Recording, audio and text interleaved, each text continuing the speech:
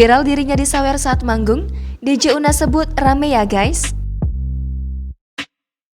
DJ Una sempat heran kenapa video manggungnya di Sidrap, Sulawesi Selatan viral di media sosial TikTok.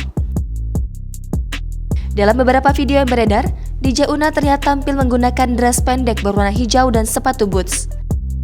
Ia terlihat asik mengajak para penonton untuk berjoget dan bernyanyi diiringi musik remix buatannya.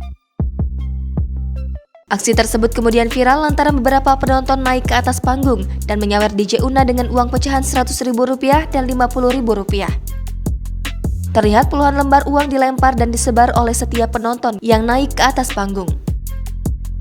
Kabarnya, DJ Una menerima uang sawer hingga 200 juta lebih di malam itu.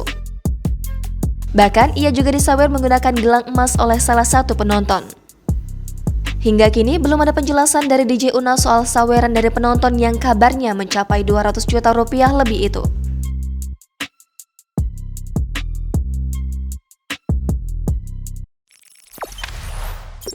Jangan lupa subscribe, share, komen, dan like ya.